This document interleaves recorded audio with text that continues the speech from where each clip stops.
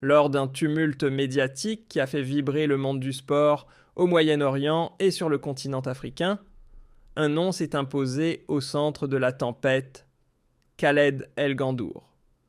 Ce spécialiste de l'arbitrage, voix familière des plateaux de beIN Sports, a mis le feu aux poudres en révélant ce qui est considéré aujourd'hui comme l'un des scandales d'arbitrage les plus retentissants de toute l'histoire de la CAN. Un coup de tonnerre qui a traversé les frontières et mis en lumière les zones d'ombre du football africain, avec une audace rare et des mots qui claquent. Khaled El Gandour n'a pas mâché ses critiques. Selon lui, le duel Maroc-Tanzanie en 8e de finale n'a pas été entaché par une simple erreur, mais par un scandale arbitral en bonne et due forme. Ces révélations ont ouvert la boîte de Pandore, exposant au grand jour les failles de l'arbitrage africain, les silences coupables de la VAR et l'opacité des institutions du football continental. Fidèle à sa réputation d'analyste sans langue de bois et fort d'une carrière où l'objectivité prime, El Gandour a décortiqué une séquence clé à la 94e minute. Un attaquant tanzanien est clairement bousculé et accroché dans la surface alors qu'il maîtrise le ballon. Pourtant, ni l'arbitre central ni l'assistance vidéo ne lèvent le moindre sourcil, un fait de jeu devenu symbole d'un malaise profond. L'action était limpide, sans la moindre ambiguïté. Et pourtant, Bobo Traoré, l'arbitre malien au sifflet ce soir-là, a choisi de détourner le regard. Pas de faute, pas d'appel.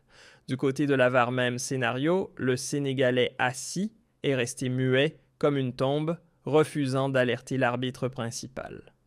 Pour Khaled El Gandour, pas de doute, ce n'est pas une erreur légère, mais une faute professionnelle grave. Il l'a dit haut et fort, c'était un pénalty incontestable pour la Tanzanie, et le silence du VAR, selon lui, en fait le premier coupable. Mais ces mots n'ont pas simplement fait frémir quelques claviers. Non. Ils ont enflammé le plateau télé comme les fils de discussion en ligne. Très vite, deux camps se sont formés, les uns arc-boutés sur une défense improbable de la décision arbitrale. Les autres outrés par ce qu'ils considèrent comme une injustice criante.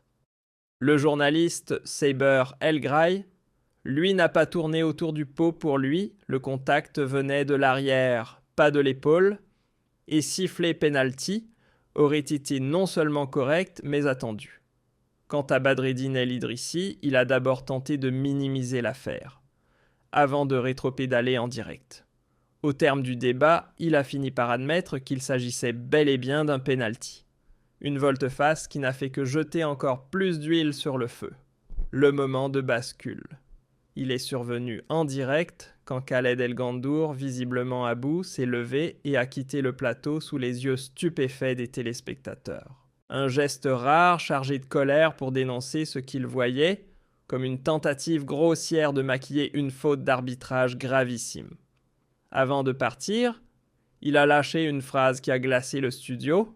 « Si c'est comme ça qu'on choisit les vainqueurs, autant offrir la coupe au Maroc tout de suite et on gagne du temps. » Une sortie acide, mais qui résonnait fortement avec l'avis d'une majorité d'observateurs déjà convaincus que la justice sportive avait pris un sacré coup. Du côté du banc tanzanien, l'ambiance n'était guère plus légère. En conférence de presse, le sélectionneur Angel Kamondi, visiblement abasourdi, a vidé son sac. Jamais, a-t-il dit, il n'aurait cru devoir quitter une compétition sur une telle injustice. Ces mots durs et sans filtre ont pointé une main invisible semblant vouloir orienter le trophée vers le Maroc. Il a même ajouté que la faute était si flagrante que certains fans marocains eux-mêmes l'avaient reconnu. Un aveu amer, cette affaire lui a fait perdre foi en la transparence du football africain. Comme si la tension n'était pas déjà à son comble, l'affaire a pris une nouvelle ampleur lorsque des images ont commencé à tourner sur les réseaux. On y évoquait une rencontre à la mi-temps entre certaines figures influentes dans les coulisses du stade. Immédiatement, le doute s'est installé. Que s'est-il réellement dit? Et surtout, que faisait-on là? Ces rumeurs sulfureuses ont jeté un voile d'ombre encore plus dense sur la neutralité de l'arbitrage et sur la transparence du déroulement du match. Véritable fait ou simple soupçon alimenté par la colère, peu importe au fond. Car pour une grande partie des observateurs, cette séquence douteuse s'inscrit dans un scénario bien plus large. Ce n'est plus seulement une erreur ponctuelle, c'est un nouvel épisode d'un feuilleton déjà trop long, celui des scandales à répétition qui ternissent l'image de la CAN depuis des années. Et dans cette ambiance électrique, des souvenirs remontent à la surface. Notamment chez les supporters algériens qui n'ont pas oublié certaines pages sombres de leur propre histoire avec l'arbitrage continental. Des matchs où leur équipe avait été, selon eux, écartée de manière flagrante sous le regard muet des institutions. Car oui, le palmarès, c'est bien. Mais ce que les passionnés n'oublient jamais, ce sont les conditions dans lesquelles les victoires ont été arrachées, équitables ou pas limpides ou entachées. Ce qui s'est joué entre le Maroc et la Tanzanie n'est plus seulement une histoire de terrain ou d'arbitres hésitants. Non, on a franchi un cap. L'affaire a débordé le cadre sportif pour s'imposer comme un sujet brûlant d'intérêt public. Une alarme stridente adressée directement à la CAF et à tous les organes de pouvoir du foot africain. Quand la VAR devient source de confusion, que les règles semblent floues selon les équipes et que la transparence disparaît derrière des rideaux opaques, c'est la légitimité même de la compétition qui vacille. Et avec elle, le principe sacré que tous les concurrents doivent partir avec les mêmes chances. Mais alors, que va-t-il se passer ? La CAF réagira-t-elle enfin ? Le scandale actuel déclenchera-t-il une réforme réelle et profonde du système arbitral africain ? Ou finira-t-il, comme tant d'autres, au fond d'un tiroir, rangé parmi les affaires classées sans suite jusqu'à la prochaine étincelle ?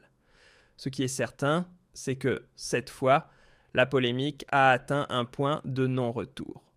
Les paroles de Khaled El Gandour ne sont pas restées lettres mortes, elles ont mis le feu à un débat que personne ne pourra étouffer de sitôt.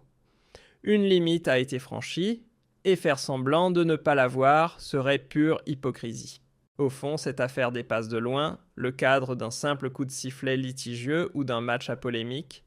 Ce n'est plus une anecdote sportive, c'est le reflet d'un mal enraciné, une crise chronique qui mine le football africain depuis trop longtemps. Soupçons persistants, flou institutionnel, décisions aléatoires. Tout cela alimente un climat d'injustice généralisé que ressentent autant les joueurs que les entraîneurs, les journalistes comme les supporters.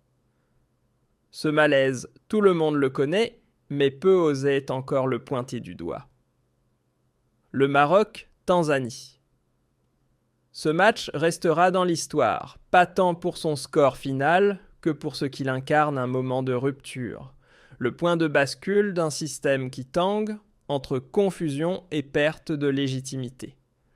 Un symbole fort d'un football censé représenter le sommet continental, mais dont les fondations semblent de plus en plus fragiles. Quant à Khaled El Gandour, il n'a pas seulement soufflé sur les braises d'une polémique, il a littéralement percé un mur que beaucoup pensaient indestructible. Quand un expert reconnu sur une chaîne internationale respectée choisit de dénoncer frontalement un scandale, de pointer du doigt la VAR et d'accuser l'arbitrage d'injustice flagrante, ce n'est plus une simple opinion. C'est un signal d'alarme. Le système est malade et il devient impossible de cacher cette vérité derrière de vagues explications ou des lectures douteuses du règlement. À l'ère du football high-tech, où la VR et les technologies devraient garantir l'équité, il est devenu impensable de laisser passer des décisions catastrophiques sans en rendre compte. Chaque injustice, chaque sifflet mal placé, ronge un peu plus la confiance déjà fragile des fans, et le ciment du lien entre le terrain et le public commence à se fissurer. Les réactions n'ont pas tardé à le montrer. Qu'ils soient analystes sur les plateaux, entraîneurs sur le banc, ou simples passionnés dans les gradins, tous ont exprimé un sentiment de rupture entre la communication officielle et la réalité vécue sur le terrain. Lorsqu'un entraîneur avoue ouvertement qu'il a l'impression que le trophée est déjà prédestiné à une équipe, ce n'est plus un simple mécontentement, c'est un cri d'alerte, un désespoir manifeste face à un système perçu comme partial et déconnecté. Et il ne faut pas se méprendre, ce type de déclaration n'apparaît jamais par hasard. Chaque mot lourd de sens est le produit d'un contexte d'une accumulation d'injustices et de frustrations qui finissent par exploser au grand jour. Cette situation n'est pas née du hasard. Elle est le produit d'années d'accumulation de blessures mal refermées et d'un contexte où, étrangement, les mêmes équipes semblent toujours payer le prix fort au même moment. Balayer cette affaire d'un revers de main en la classant comme une simple agitation médiatique serait non seulement trop commode, mais surtout extrêmement risqué pour l'avenir du football africain. Car à force d'enterrer les scandales, on ne fait que préparer le terrain du prochain. À chaque fois que ces avertissements sont ignorés, un poison lent se diffuse le sentiment d'injustice. Il épuise les plus intègres, décourage les plus honnêtes et installe peu à peu une idée dangereuse, celle que le sort d'un match peut se décider ailleurs que sur la pelouse. Or, si le football captive autant, c'est précisément parce qu'il repose sur une promesse simple sur le terrain, tout peut arriver.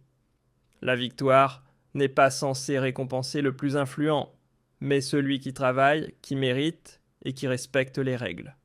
La Coupe d'Afrique des Nations devrait incarner cette promesse. Véritable vitrine du football africain, elle se doit d'être un symbole de fierté collective, de cohésion et d'avancée. Elle devrait montrer au monde un continent en mouvement capable de progrès aussi bien dans le jeu que dans l'organisation et non devenir le théâtre de doutes récurrents et de désillusions. Mais dès l'instant où les décisions litigieuses éclipsent le jeu, où la VAR cesse d'éclairer pour semer le doute et où les dirigeants semblent faire la sourde oreille face aux critiques pourtant légitimes, c'est l'âme même de la compétition qui vacille. Les supporters ne réclament ni privilège ni miracle. Ils veulent simplement une chose, que les règles soient appliquées avec justice, logique et de manière identique pour tous, sans favoritisme lié au prestige, au pouvoir ou au réseau d'influence. Le football africain, il faut le rappeler, possède une histoire immense. Une histoire faite d'exploits héroïques de joueurs hors normes et de moments inoubliables qui ont fait vibrer la planète entière. Mais cette histoire porte aussi des cicatrices, des plaies laissées par des injustices répétées, par des choix arbitrales, incompris et jamais assumés. Et tant que les erreurs ne sont ni reconnues, ni corrigées, ces blessures restent ouvertes. Empiler des titres sans jamais se poser la question du comment ne fait qu'élargir le fossé entre les institutions et ceux qui vivent le football avec passion. À terme, cette logique finit par ternir l'image du football africain, bien au-delà de ses frontières, là où le regard international devient de plus en plus critique. Ce scandale, supposé qu'il soit officiellement admis ou non, doit être vu comme une chance peut-être la dernière de remettre à plat tout le système arbitral africain. Cela implique une formation plus exigeante, une VAR utilisée avec clarté et cohérence, une parole transparente envers le public et surtout une indépendance absolue des arbitres face à toute pression extérieure. Sans cela, rien ne changera vraiment. Sans changement profond, le scénario est déjà écrit, les mêmes polémiques reviendront accompagnées des mêmes colères, des mêmes doutes et de cette lassitude qui s'installe peu à peu. Or, le football ne tient que par une chose essentielle, la confiance. Celle des joueurs qui foulent la pelouse, persuadés que leurs efforts seront jugés avec impartialité. Celle des entraîneurs qui bâtissent leurs plans en croyant que le résultat se décidera par le jeu et non par une décision arbitraire. Et celle des supporters qui donnent sans compter leur temps, leur ferveur et leurs émotions à un sport qui fait battre leur cœur. Quand cette confiance s'effondre, plus rien ne peut la remplacer. Ni une coupe soulevée, ni une victoire célébrée, ni même les feux d'artifice d'un sacre. C'est pourquoi cet épisode ne doit pas être rangé au rayon des polémiques passagères. Il doit rester comme un avertissement brutal, un aperçu inquiétant de ce que le football peut devenir lorsqu'il s'éloigne de ses principes fondamentaux. Se taire oublié ou se résigner serait la pire des options. Seule une prise de conscience collective suivie d'actes concrets peut empêcher ces dérives de continuer à salir l'image du football africain. Car au-delà des couleurs des nations et des rivalités, c'est l'avenir même de la compétition et la crédibilité du sport le plus aimé du continent qui se joue.